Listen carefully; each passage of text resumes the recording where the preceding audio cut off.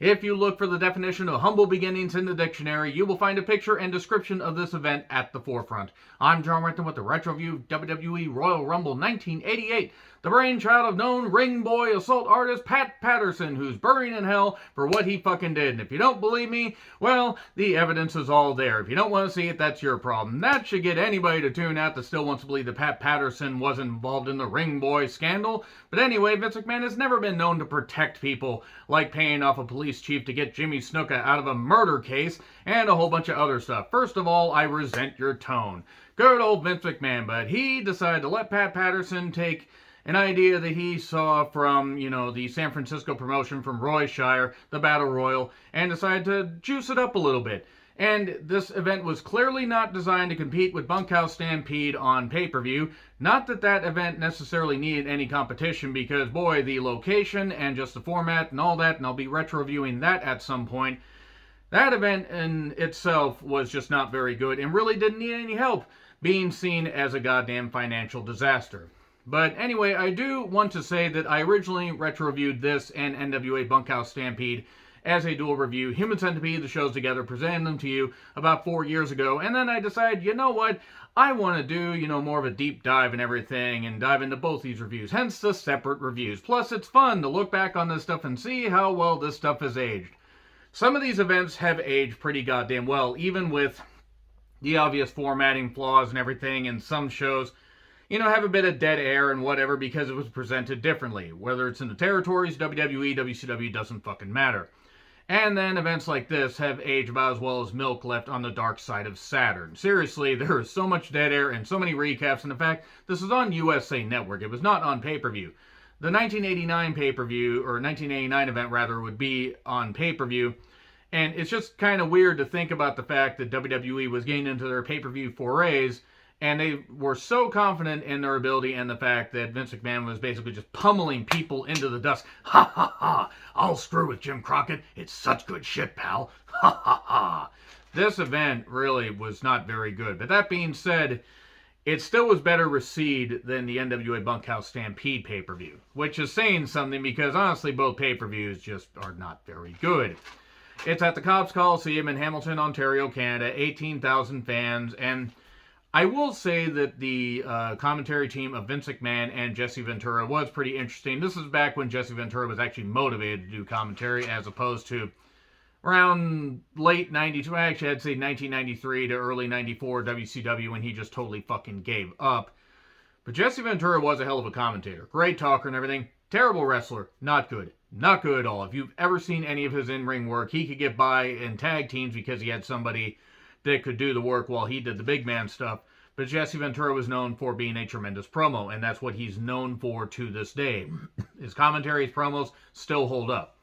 And he did fail to make good on his promise in 2008. Maybe it's time we put a wrestler in the White House.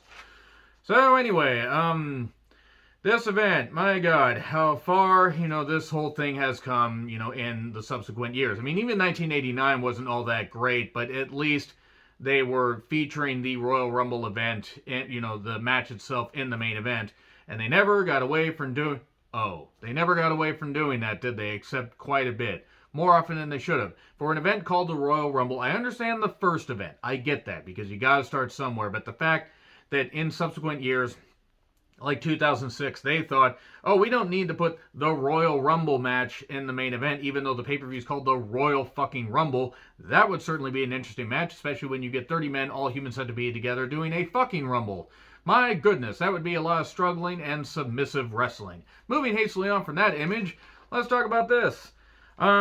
Vince welcoming us while bad, weird or bad and unusual porn music plays. Seriously, it sounded like a bad rendition of Rick Rude's theme, which kind of was bad porn music. And we cut to Rude, who's already in the ring in Steamboat with the weird dubbed over theme, and he, makes his way to the ring. Rick Rude versus Ricky Steamboat in the opening match. This sounds like a great idea. This sounds like a great goddamn match. You know what the problem is? There were elements of a good match here. It also went on way too long. The problem is there were only 4 matches on this card, and this card ran 2 hours and 24 minutes. And considering it was a TV special, a network special, or whatever, whatever it was shown, or whatever it was called back in '88, and there was a lot of filler.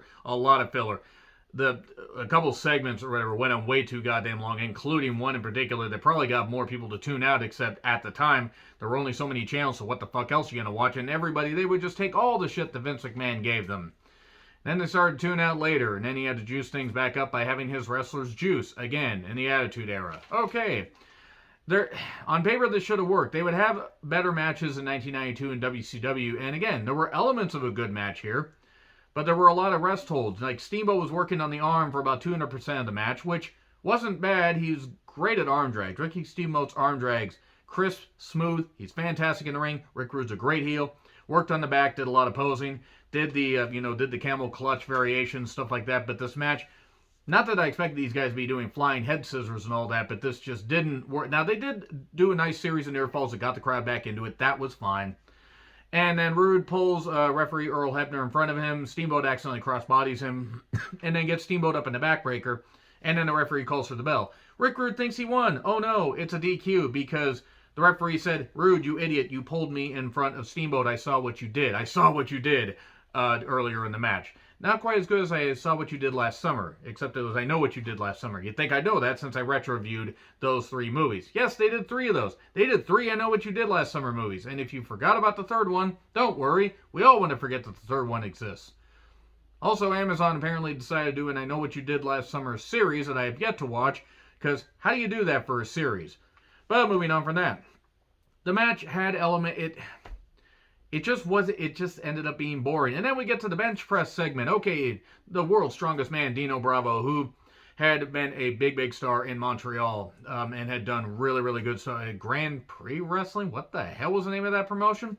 He did some great stuff and was super over, finally came to WWE, and Dino Bravo actually could have succeeded well in WWE. The problem is he was brought in as like one, Vince McMahon is just swallowing up so many goddamn talents. He would use them for a number of years, pay them well, and then there wouldn't be any territories and very few companies left, and he wouldn't have been able to go much of anywhere else. It's also eerie that Dino Bravo and Kerry Von Erich died within like 3 weeks of each other. Kerry on, I believe, February 18th, 1993, and Dino Bravo on March 10th, 1993. Both via gunshots. Except Dino had a lot more. A lot more. My God, wrestling is really, really sad. So, bench press segment. Mean Gene and Jesse Ventura are monitoring it. Ventura is going to be the spotter. And it was trying to break the 700, or set a 700-pound, 705-pound, bench press record. Now, these bench press things have been done for a while. They did with Tony Atlas, they've done with others in the territories and stuff like that. There's nothing wrong with doing this kind of stuff. Here's the problem. This thing went way too long. It felt like it went for an hour. I think it only went for about maybe 10 to 15 minutes, but still, this was a lot of airtime. We go to 415. We go to 505. This was abysmal. The crowd was booing, by the way. Now, they're in Hamilton, Ontario. At one point, Mean Gene says about Frenchie Martin, Dino Bravo's manager, these people speak English. I don't know much about the province, geography and like what places speak English and what places don't. I would imagine that considering, you got Quebec and you got, some provinces that could bleed over, I would imagine there's probably a good glut of people in the Ontario province that would speak French. I could be wrong. If there are any Canadian fans that are, any Canadian viewers, please tell me if there are sections of provinces that, even as far as BC, that speak French, or is it primarily Quebec, Toronto, that kind of stuff, and everything east, including Newfoundland. Wait, Newfoundland? No, New Brunswick. New Brunswick, I'm thinking of that. I'm sorry for the geography botching. He wanted complete silence, complete silence while I take off my rope. No, wait, that's Rick Rude. He was in the previous match. I've been over this with myself. This was ridiculous. They went to 715 pounds, but Jesse had to help him, and then Vince kept grilling him about it and everything, and this was dumb. This was really dumb. This was really, really dumb. And nothing against Dino Bravo. And watching that Dark Side of the Ring episode, my fucking goodness, Dino Bravo certainly was over in some areas, but was never going to be a big star in WWE. But damn, to think about how things ended. And then we get the Glamour Girls, Judy Martin and Leilani Kai, with Jimmy Hart defending the Women's Tag Team Championships against the Jumping Mom Angels, whose names I'm not even going to attempt to pronounce. You know why? because I've already screwed up names on this. I'm not going to try to do Japanese names. But these four ladies did some really, really good stuff. And also, I would like to add, as far as the 1989, Women's Tag Team Championship picture or whatever, they were possibly going to get a big, they were going to get a big, actually, it might even been Mania 4, where everybody got on the floor and did the dinosaur. But Fabulous Moolah decided to do a title switch because she didn't want women to be on the card if she couldn't be on the card and everything, and screwed the whole thing up and screwed the women out of a payday. And fuck the Fabulous Moolah. I'm glad she's dead. I hope she suffered mightily for all the bullshit and all the shit she allowed to have happen to her students and all the stuff that she did because she was a terrible person. So anyway, I might be getting my time. I can't remember if it was 88 or 89, but I do seem to recall hearing about that, and that was ridiculous. But the women did do some really good stuff. The Jumping Bomb Angels got the crowd into it. There were some good near falls. The Glamour Girls took the first fall, and the Sunset Flip took the second fall for the Jumping Bomb Angels.